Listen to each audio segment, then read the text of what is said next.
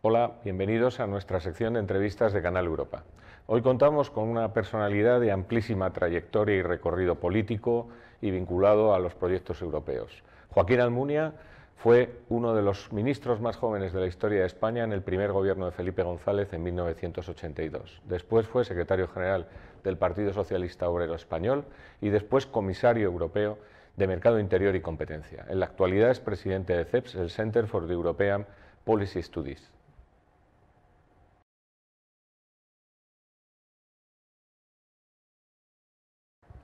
Bueno, señor Almunia, en principio lo más importante, muchísimas gracias por atendernos. Y me gustaría empezar por una pregunta que es genérica, que se la estamos haciendo a todos los invitados de esta sección de entrevistas de Canal Europa, que es si cree que la Unión Europea y sus instituciones han estado a la altura de la situación tanto sanitaria, económica como social que ha provocado la pandemia de la COVID-19. Muy bien, pues en primer lugar, muchísimas gracias por invitarme, por permitirme estar con todos ustedes. Y respondo a la pregunta, ¿ha estado a la altura la Unión Europea?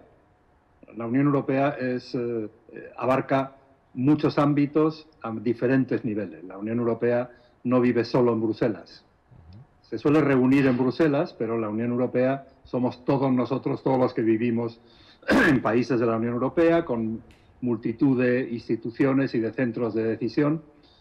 Y haya habido pues sus más y sus menos. Ha habido quien ha reaccionado mejor. En términos de países es claro que hay diferencias de países que han reaccionado mejor y otros peor. Pero las instituciones de la Unión Europea, que es lo que probablemente nos importa más, yo creo que no solo han estado a la altura, sino que nos han sorprendido positivamente a quienes siempre deseamos que actúen como corresponde a una visión europea y europeísta.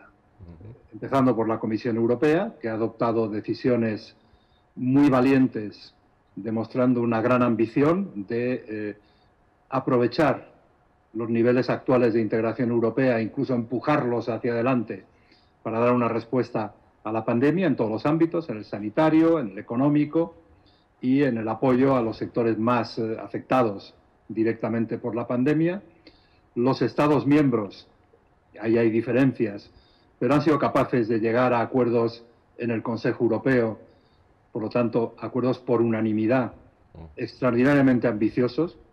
Los que hemos vivido muy de cerca la crisis anterior no podíamos imaginar que el Consejo Europeo, al cabo de pocos años, fuese a adoptar decisiones tan ambiciosas como todo el paquete de apoyos del Fondo de Recuperación y Resiliencia, etcétera. El Parlamento Europeo ha estado a la altura porque, a pesar de su composición tan variada y tan variopinta, ha sabido mantener una mayoría sólida, cohesionada, apoyando las decisiones de la Comisión y llegando a acuerdos con el Consejo Europeo, y a veces no ha sido fácil. El Parlamento tenía posiciones más ambiciosas que las que parecía estar dispuesto a asumir el Consejo Europeo, pero al final han sido capaces de acordar en codecisión, decisiones conjuntas, y por supuesto el Banco Central Europeo ha estado a la altura que se espera de él como institución federal con un gran poder y una gran responsabilidad, y me parece que la actuación del Banco Central Europeo desde el principio de esta crisis ha sido extraordinariamente beneficiosa para todos nosotros. Por lo tanto, yo tengo una opinión muy positiva. Las decisiones que ha tomado la Unión Europea han ido más allá de lo que eran mis expectativas iniciales. Reconozco que estaba marcado por haber vivido de cerca, desde dentro, las dificultades de adoptar decisiones en la crisis anterior. Incluso ahora, en la última decisión que está siendo controvertida sobre cómo la Comisión Europea ha actuado en la compra de vacunas para todos nosotros. Por primera vez la Comisión Europea se ha metido en ese área. Era un área donde no había experiencia. Creo que ha habido, por supuesto, elementos que habrá que corregir en el futuro, en futuras operaciones de este tipo, como la rapidez en llegar a acuerdos con las empresas farmacéuticas o la capacidad de firmar contratos ajustando bien hasta el límite las condiciones, porque al otro lado, en la firma del contrato, tenemos interlocutores que tienen no solo una enorme capacidad de negociación y una enorme experiencia, sino que defienden sus intereses, y sus intereses no son los nuestros, son intereses privados. Por lo tanto, en un tema tan delicado como son las vacunas, en una pandemia, creo que la Comisión Europea hará bien en evaluar su actuación, pero gracias a la Comisión Europea tenemos una campaña de vacunación en todos los países de la Unión Europea que no nos ha llevado a enfrentarnos a palos entre países con gran perjuicio y en detrimento de los millones y millones de ciudadanos europeos que o ya están vacunados o queremos vacunarnos lo antes posible. Por lo tanto, yo soy muy positivo en la valoración. Bien. Es evidente que ahora también llega el momento de la responsabilidad de los Estados miembros. Es decir, ha habido una respuesta, sobre todo en materia económica, como ha dicho, excepcional e histórica, con el Fondo sobre todo de reconstrucción, aparte del marco financiero plurianual, que también da pasos adelante en muchos aspectos europeístas, pero ahora toca la responsabilidad de los Estados miembros. Viniendo a España, España es el segundo beneficiario de ese fondo, con unas cuantías desconocidas, evidentemente, en la historia de nuestro país, y en poco tiempo tiene que absorber unas cantidades muy importantes de fondos, tanto en ayudas directas o en préstamos, si el Gobierno finalmente decide acudir también a los préstamos. ¿Cree que desde el punto de vista de administración pública y también del sector privado, estamos en condiciones de absorber, además con un contenido de proyectos, que es como el reglamento de Next Generation nos obliga, estamos en condiciones de absorber ese volumen y de hacer la transformación del modelo económico? Yo creo que sí, creo que somos un país capaz de enfrentar ese reto con éxito, con eficacia y en beneficio de quienes son los últimos destinatarios de esos recursos, que a través de la Administración Central, del Gobierno de España y a través de las comunidades autónomas y en su caso de corporaciones locales, son fondos que van a llegar o deben llegar a todos los rincones de la sociedad española y de la economía española. ¿Somos capaces? Yo creo que sí. ¿Se están haciendo las cosas para que podamos aprovechar esta enorme oportunidad al máximo posible? Yo creo que se están haciendo razonablemente bien. No es fácil en un país como España.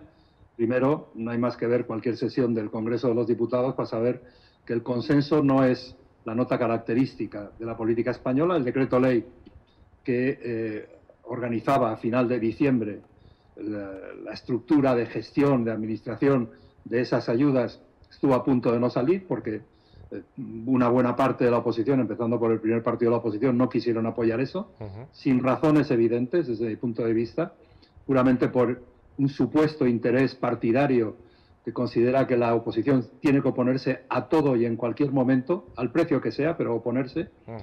Eso se ha superado de forma un poco malabarista, pero se ha superado. Tenemos ese decreto ley vigente. Espero que en la gestión de esos fondos que requieren cooperación entre gobierno central y comunidades autónomas no haya dificultades más allá de las estrictamente comprensibles, de que son diferentes administraciones, no solo por el color político, sino por los intereses. Espero que eso funcione bien y espero que el sector privado esté a la altura que se espera de un sector privado de una economía moderna como la española. Espero que los proyectos estén bien diseñados. Eso no lo puede hacer un ministerio, los proyectos los diseñan quienes se van a beneficiar de esos fondos. Básicamente son empresas, entidades que pertenecen al sector privado. Espero que estén a la altura, yo confío en que estén. Creo que tenemos un sector privado con muchas áreas muy eficientes y muy competentes. Y, por lo tanto, no tengo por qué tener un pesimismo sobre el modo en que vamos a aprovechar esos fondos y esos recursos. ¿Vamos a ser capaces de convencer a la Comisión Europea de que lo que le presentamos en proyectos merece su visto bueno? Confío en que sí. Creo que la Comisión Europea no tiene ningún interés a priori en molestar ni a España ni a ningún otro país, al revés.